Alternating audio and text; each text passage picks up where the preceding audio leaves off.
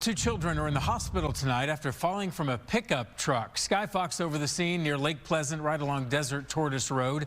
Deputies just updated us on this case. The kids are both under 10 years old and were riding in the back of the truck on an inflatable raft when they were thrown off.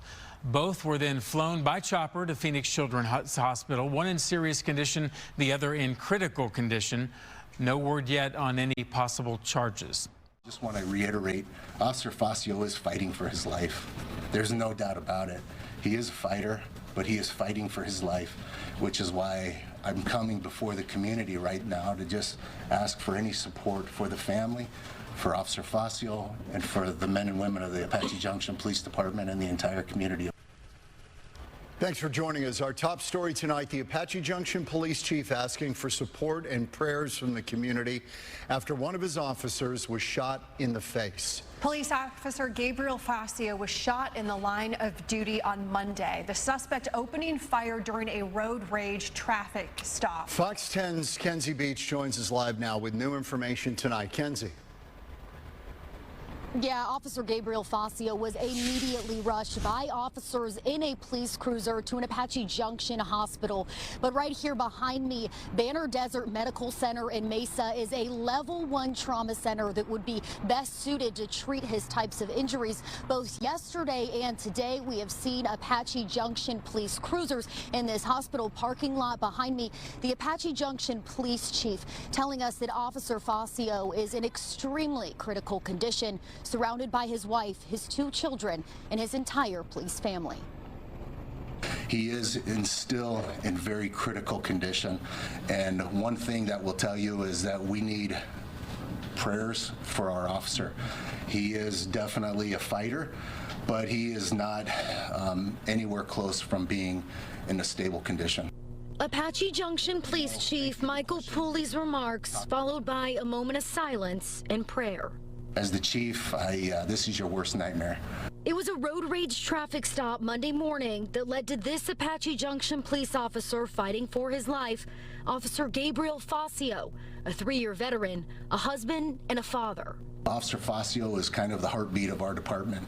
Everybody loves Officer Facio. The suspect, identified as 37-year-old Roger Nunez, was driving his white Tesla, was pulled over for waving a gun, Nunez complying with officers, when things took a turn. Police say Nunez pulled an unmarked or ghost handgun from his car. He did say at some point that he wanted the officer to shoot him, and at that point it was kind of like a suicide by cop. Officers followed Nunez on foot for almost a mile, using pepper ball guns to try and stop him. But then police say Nunez opened fire, hitting Officer Facio in the face. This does shake us. It shakes our officers.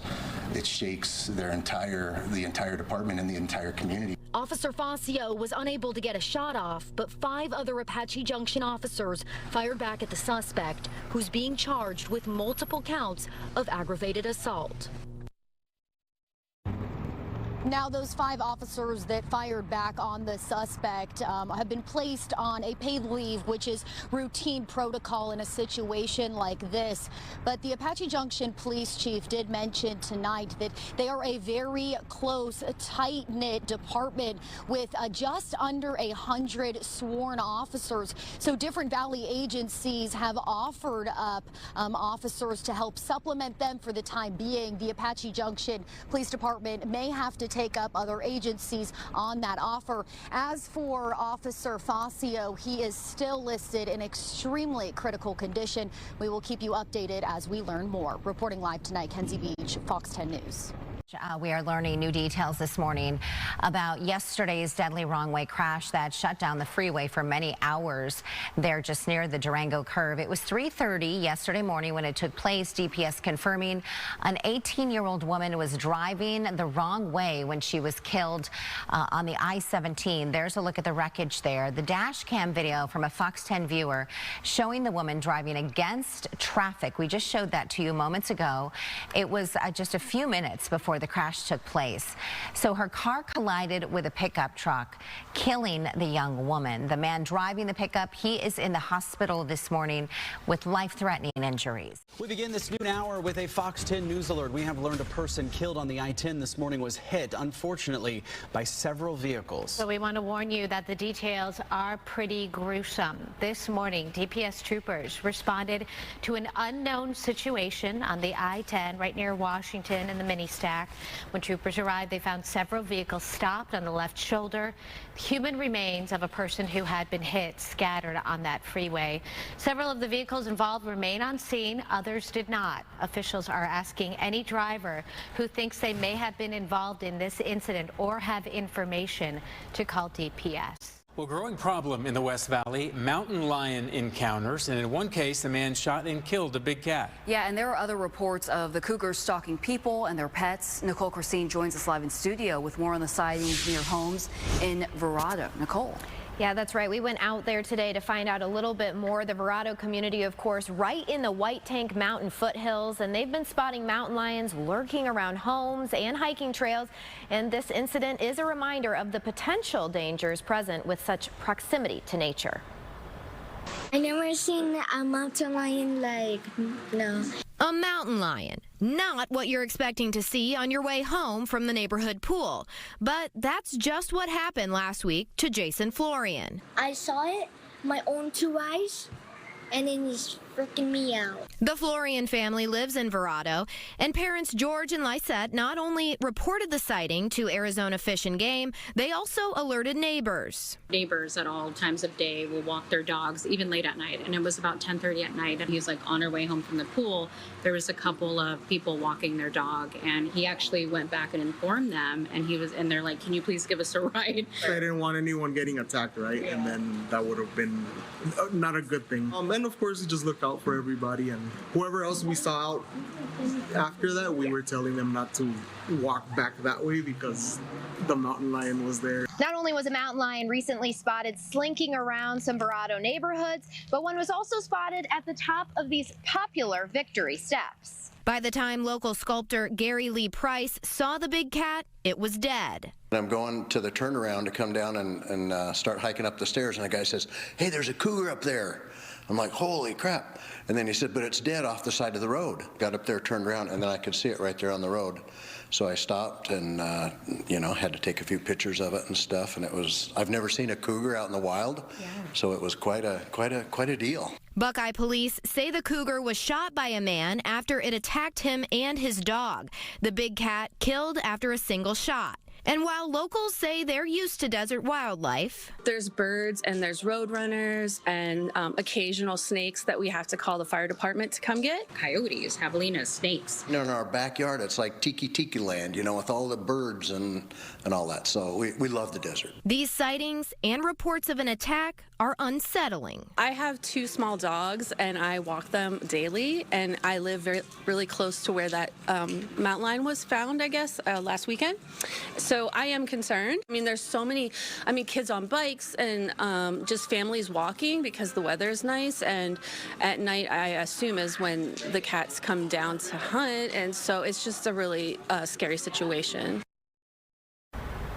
Yeah, scary indeed. And we don't know at this time if this was the same mountain lion seen in the neighborhoods as that one that was on the trail, but we have reached back out to Buckeye police to confirm if these were 2 different mountain lions. We haven't heard back yet at this time. The one we saw looked pretty thin. Yeah. We think maybe getting food. Probably. Yeah, when you talk about neighborhoods, food sources, right? You've got water sources as well with, ponds and lakes, things like that. You've got the animals like deer, rabbits, javelina that are around the animals' pets, of course. And that urban sprawl that we see out there, it does kind of take away a little bit of their habitat. So they are kind of just coming and inching closer to the neighborhoods, but it is a dangerous thing, so. Yeah, definitely bring in your pets. Yes, and the family said maybe don't walk your pets that late at night. It might be cooler and it might seem like a good time to do so, but they just said it might be safer to do it when you can at least see what's going on around you. All right. Well, thank you, Nicole. Yeah, of course. Maricopa County Sheriff's Office now saying that those 2 teens were found shot to death. And tonight the community is responding to those murders. Fox 10's Kinsey Beach joining us live now from Arcadia High School with reaction. Kinsey. Yeah, you guys, in the last hour, we have just learned that these two Arcadia High School students were found shot to death while on a camping trip in the Tonto National Forest. The Maricopa County Sheriff's Office is pleading anyone with any information, no matter how small, to come forward, hoping that they can bring answers and justice to these loved ones and these victims. Who, why, what, when? Tragic thing that happened, obviously, and we got to find out who did it. That's the main thing. The Arcadia community is searching for answers after 18-year-old Pandora Jules Root and the second victim, identified by friends as 17-year-old Evan Clark, were found dead near Mount Ord in the Tonto National Forest. 5 days into summer break, the two victims were found shot to death. It's really scary that it's just so close to home. And then their family. That's the next thing you think about is, like, what are they going through? What happened to them? Are they going to get answers? It's shocking and really sad. It's unbelievable. Very distressing because they're so young.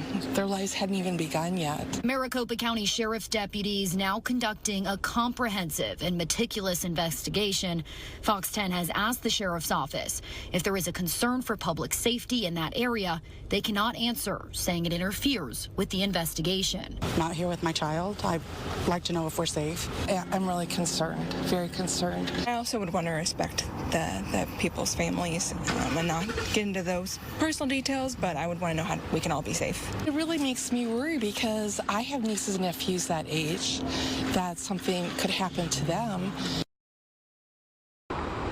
Now, the Maricopa County Sheriff's Office is asking for the public's help in this investigation. So anyone that was near Mount Ord or the Tonto National Forest over Memorial Day weekend is asked to contact them immediately.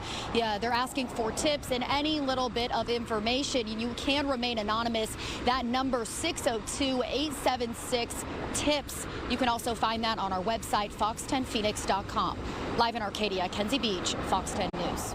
Our top story tonight at 9, a tragic accidental shooting in South Phoenix. Police say a 9-year-old boy accidentally shot and killed his 5-year-old sister. And tonight, their father is behind bars. Fox 10's Lindsay Regis is live tonight with more on how this all happened. Lindsay. Yeah, Layla Ramos's family describes her as a sweet little girl who was taken too soon. They weren't ready to go on camera today, but tell me how much she meant to them.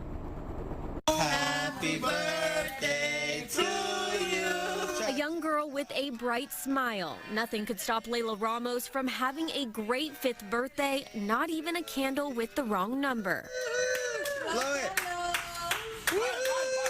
She was looking forward to starting school, but her life was taken away Tuesday night while she was visiting her dad at his house near 7th Avenue and MLK Jr. Boulevard.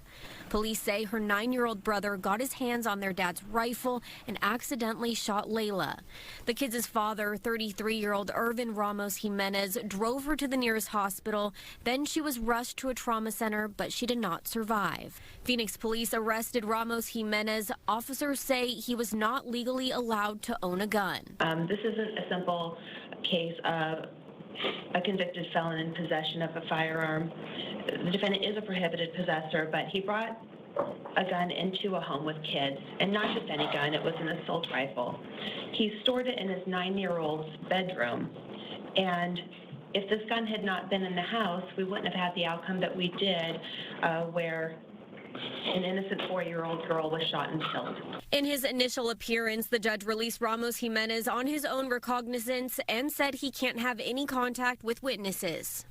Layla's mom sharing her little girl had a gentle soul, kind, soft-hearted, and always so loving. She made everyone feel special with just a smile or a hug. Layla's aunt Jennifer says her niece's signature pose was the peace sign, fitting because she was so peaceful, bright, happy, and funny, and that's how she wants Layla to be remembered.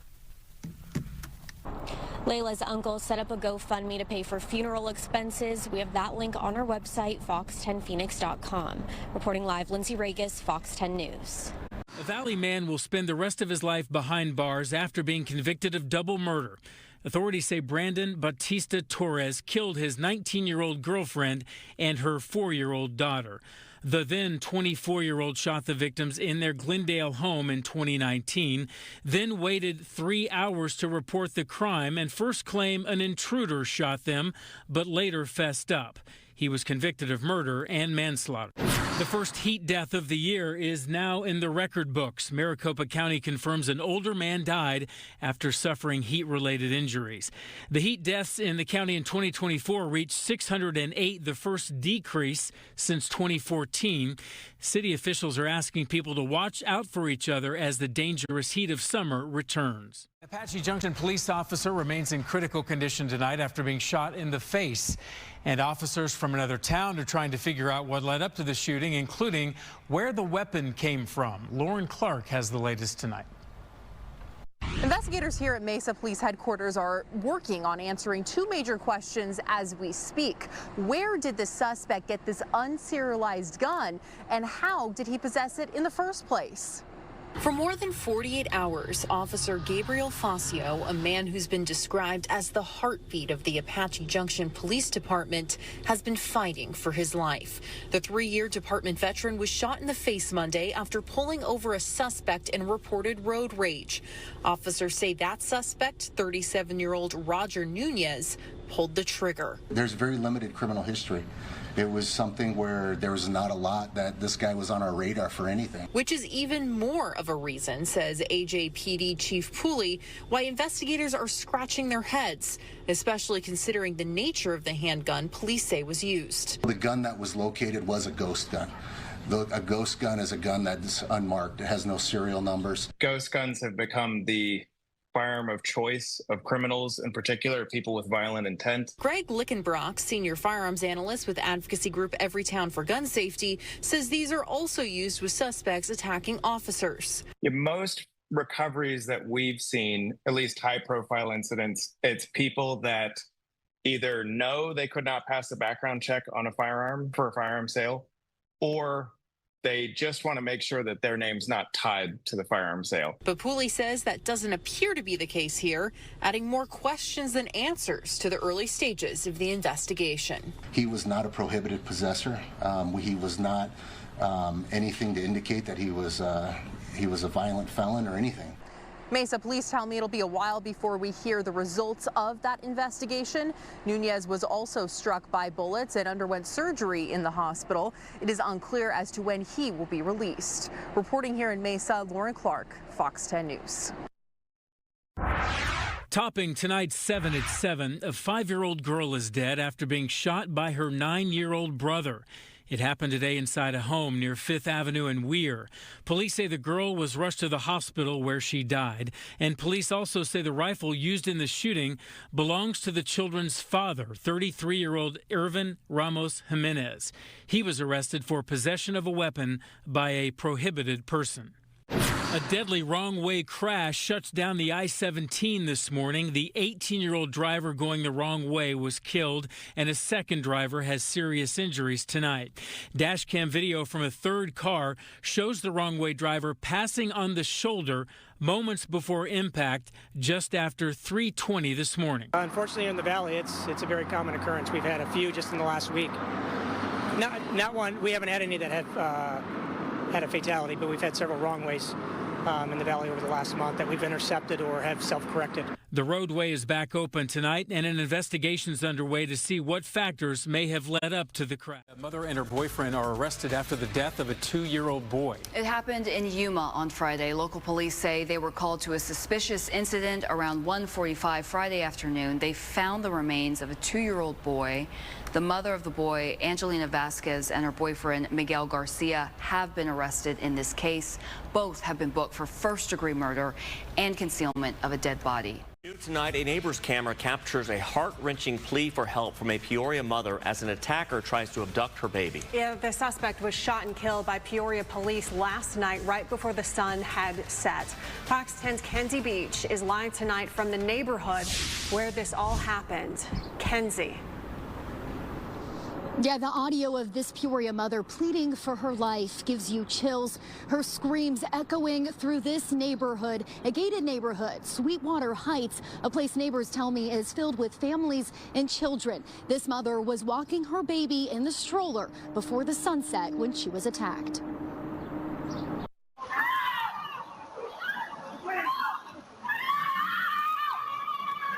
The moment a Peoria mother screams for her life. At 6:45 Thursday, the suspect can be seen confronting the mother on neighbors' security cameras. The mom appears to say no and sorry as this man, Matthew Cardone, approaches her with open arms. The mom, with her cell phone in her right hand, continues to walk away. The suspect waves goodbye, then moments later follows the victim around the corner and attacks her. Police say Cardone grabbed the mother from behind and tried to take her baby. The attempted kidnapping, a random attack. Police say the victim didn't know 43-year-old Matthew Cardone, a Peoria resident, concerning other moms in this tight-knit neighborhood. I would have never thought that this was to happen here. It really does rob you of your sense of security at your own home, in your own neighborhood. So yes, it's sad. The victim FaceTimed her husband, who ran with a neighbor to intervene, chasing the suspect down the street. Get the out of here! Get the out of here! Get out of here! When police arrived, Cardone did not follow commands. Officers fired at the suspect. Cardone died in the hospital. Now, neighbors are rallying around this family. This sign here displayed by the mailbox, it says, "We're glad you're safe," with a handful of other messages. Now, we don't know the victim's name or that family's name yet, but police tell us a lot of evidence is showing them that this suspect was dealing with mental health issues. Now, the Glendale Police Department will take over this investigation, which is protocol in an officer-involved shooting. Reporting live in Peoria, Kenzie Beach, Fox 10 News.